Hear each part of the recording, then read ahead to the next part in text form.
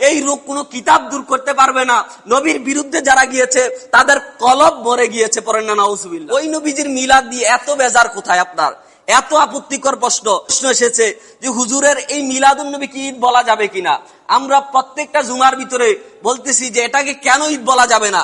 নিয়ামত পাইছেন, ঈদের দিন, খুশির দিন, রোজা রাখার পরে আল্লাহ রাব্বুল আলামিন বলে যে ফারহাতা ইনদাল লিকায়ে রাব্বি, রোজাদারের জন্য দুইটা ঈদ আছে, পড়েন না সুবহানাল্লাহ। প্রথম ঈদ হচ্ছে রোজাদার জান্নাতের ভিতরে আল্লাহর দিদার পাবে, ফারহাতি ইনদাল লিকায়ে রাব্বি।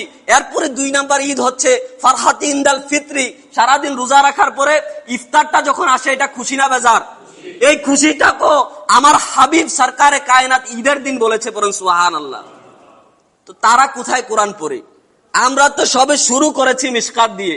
যদি নবীর পক্ষে এত কথা পাওয়া যায়, আপনারা বলেন তারা দাউরা পর্যন্ত, বুখারী পর্যন্ত গিয়ে আমার নবীর শানগুলা কেন পায় না? এজন্যই তো রাব্বুল আলামিন বলেছে ফি কুলুবিহিম মারাদুন ফাজাদাহুমুল্লাহু মারাদা, আমি রব্বুল আলামিন তাদের কলবের ভিতরে রোগ দিয়েছি। এই রোগ কোন আলেম দূর করতে পারবে না, এই রোগ কোন কিতাব দূর করতে পারবে না।